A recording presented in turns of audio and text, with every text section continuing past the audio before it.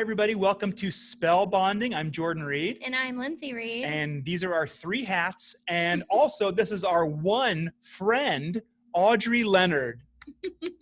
Oh, wait. We have to point again because when it puts it, they're mirrored. There she is. So one of those is correct. Yeah. Okay. We'll try this one really quick again. That might be no one. And then this one might be... That might be Audrey. Hi, guys. Hi, Aud. Thanks for being here. Oh, thanks for asking me. Longtime friend, longtime listener. Yeah. Now, for those of you, or just for anyone, hi, anyone, Audrey and Lindsay and I, we all grew up in the same town. Audrey and I were in band together. Audrey played sousaphone and I played saxophone.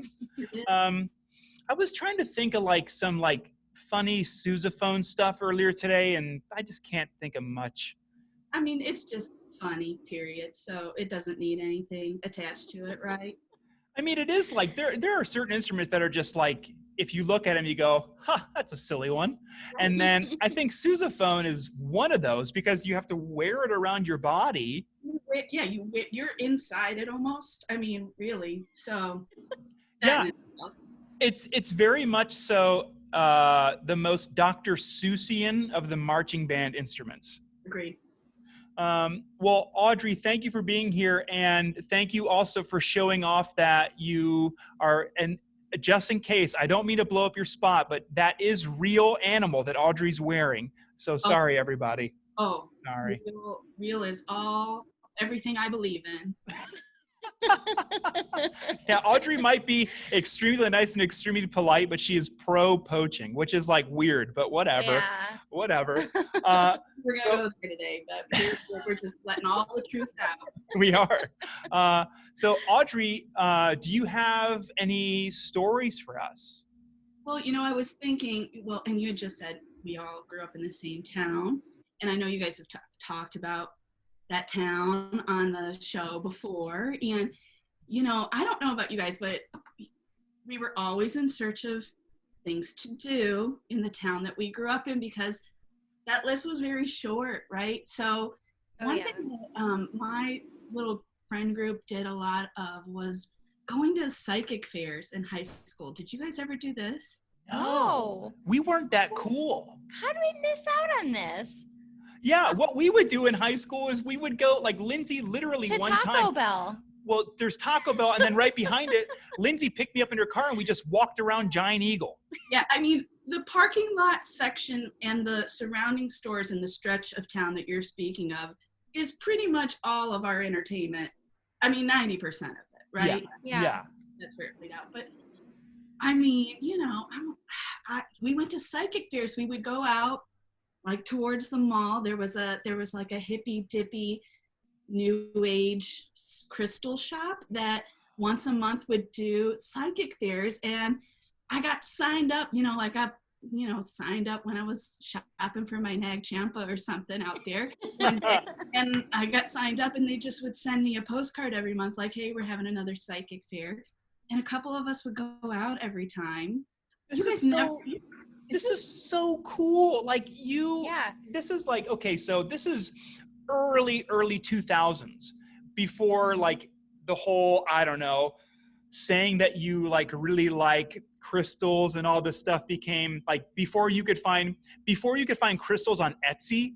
This is Etsy before you could find Etsy. Let's be real. Yeah, seriously. This is kind of even pre-flip phone era. Mm-hmm. Oh, I definitely didn't have I had a psychic / medium experience before I had a flip phone, for sure. That's so cool. That's Sure. so cool. So the fairs in themselves was just, they had this little back room of this crystal shop, and there would be psychics or psychic / mediums or astrologists lined up in the back area. You'd pay your $20 and you'd sign up for who you wanted to speak to, and they'd give you a reading. Was there a particular psychic where people were you need to go to them? Yeah. Oh, cool. Did I name drop? Yeah, go ahead. I think her name was Teresa Brown. Okay. And she's exactly what you kind of are picturing right now. extremely tan, lots of makeup, the big hair, maybe, like just, she was there. She was there for it. Yeah. And I had one astrology reading with her, and it was just kind of so overwhelming that I remember her big giant book, opening it up, like me giving her my birthday and like maybe the birthday of the boy I liked at the time, when she was like doing our charts and stuff. So, but I had lots of different readings throughout that process. Wow. I mean, some of them just like, oh yeah, tell me more. And some of them were like, yeah. What is it? What is it? Take your kid to work day? So how did you get involved with this stuff at such a young, I guess seemingly like youngish age? Well, I mean, much like you guys have just always been into the weirdo stuff, right? Yeah. And that's kind of the path that weirdo part of me took, was the mystical spiritualism aspect of it, So like one of the things, you guys both knew, my Aunt Kathy, she and I took a trip, maybe a pilgrimage, if you will, up to Lilydale, which is a gated community up in New York. That's a spiritualist community. And it's the oldest spiritualist community in the United States. And you go in, and the whole town, you have to be a psychic or medium to own a house there. Oh. So there's a gated community of psychics? Lilydale, and they've been around since spiritualism started. So they have their roots during. I mean, guys, we gotta go. We gotta go. I've been talking to BLT about it too. We all should. We gotta go. We gotta go. Like, we were too busy hanging out at the Giant Eagle. Yeah. We missed all the good parts of high school. Yeah, we did. I feel like in that age, it was like skateboarding, jazz lettuce, Giant Eagle, walking around. I remember, I remember vividly the one time we went to Giant Eagle while you were going to Lilydale, right? Lilydale? Yeah. While you were going to Lilydale, I was with Lindsay and I bought one of those apple juices in the glass bottle that looks like an apple, and a Cat Fancy magazine. Yeah. I wasn't doing anything cool. We wasted our time. Yeah, we sure did. But we can make up for it. Yeah, yes. We need to go. Okay, so you went to Lilydale with your aunt. So Lilydale's a whole experience in itself. You can camp there. I mean, this is pre-COVID, right? Yes. No, now. But before, you could camp there. You could, or you could stay in a a boutique or a Airbnb there, or we stayed in a hotel in the surrounding area. It's a little town right on the lake, and everything's kind of Victorian. And you literally, I mean, it's a gated community. You have to go and check in, and then there's just, I mean, it's just like a picture, like a large circle of old Victorian homes, but a psychic lives in each one. And you go, and if you want a reading from that particular psychic or medium, you go and there's a clipboard on their front porch, and you sign up for a time slot, and then you walk around all day until your 1 o'clock time comes, and then you go back to their porch and you sit and talk with Janice, and she's going to give you a reading. Wow. It's great. And it's great. We've got to go. We've got to go. Like, we have to go. Like, there are certain things that we talk about on the show. We're like, oh, we need to check that out. Mm-hmm. But this is one where it's like, you kind of have to go. Yeah. It's in the books already. So like, I was thinking about, all the psychics who live here, they're waking up and like they're going on their morning walk with their coffee and whatever. They're probably a cat. That's okay. And they're walking around, but like, I would imagine they don't need to ask everybody how you're doing, because like they know. So it's probably just like, you don't need to be like, oh, never mind. So Yeah. I'm new here. They just go, okay. Do you think they have normal conversations with each other, or they just know already? So Right. like no one talks to each other.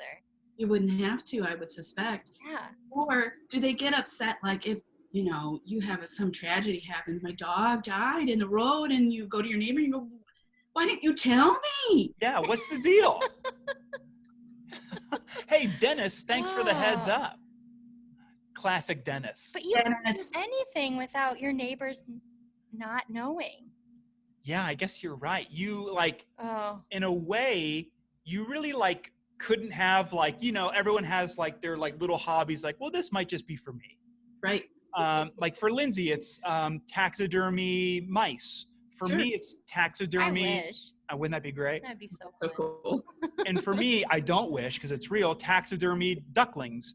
But like you couldn't have anything there because they'd be like, everyone's gonna find out about. There are probably no surprise parties at this place. No. Oh, yeah. But You probably really cool. I mean, imagine like So cool. I wonder if there's ever been like bad weather there, or if they just like psychic the weather away. There's a meeting stump where they have been known to gather, and you can go and sit on the stump. People often get married on the stump. Wow. Oh. There's a pet cemetery around the stump of all the pets that have lived in Lilydale. That's really There's an amazing museum that has stuff like about, Harry Houdini and ectoplasm and all of it. It's all in there. If it happened in the spiritualism world, it's in this museum. We have to go. We have to go. We already missed our chance in high school. We missed our chance about getting married there. Now we got to get Molly buried there. Yeah.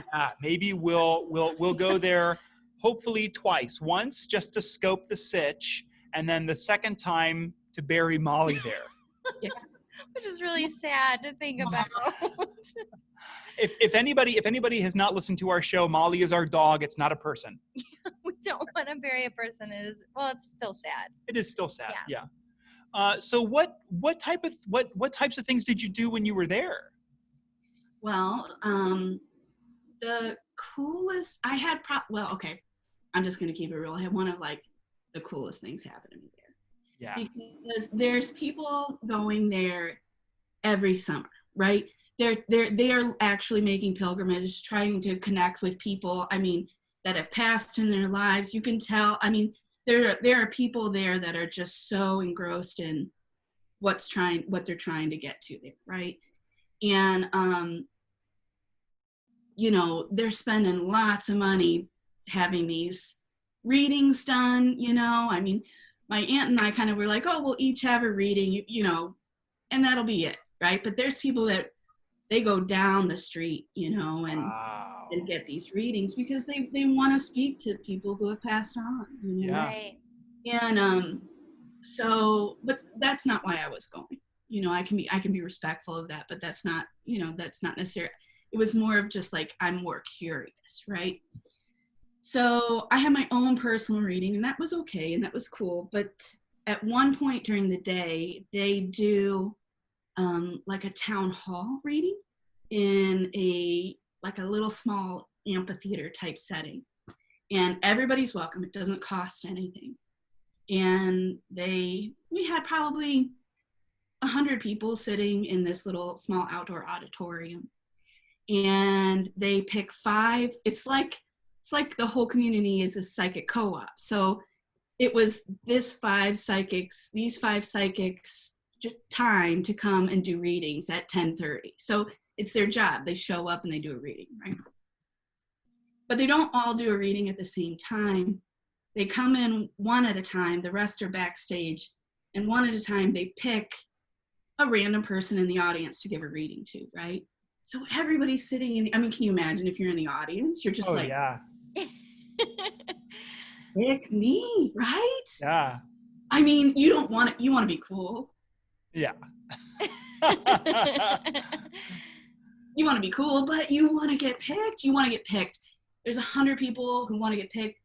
They've coming from all over the world to this community, and I'm sitting there with my aunt, and you're just like, oh, it'd be so cool to have 1 5-minute, just have somebody say something to me.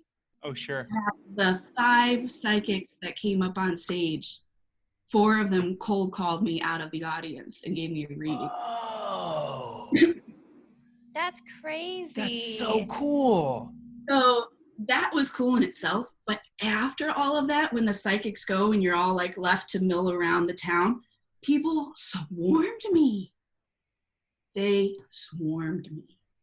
Wow.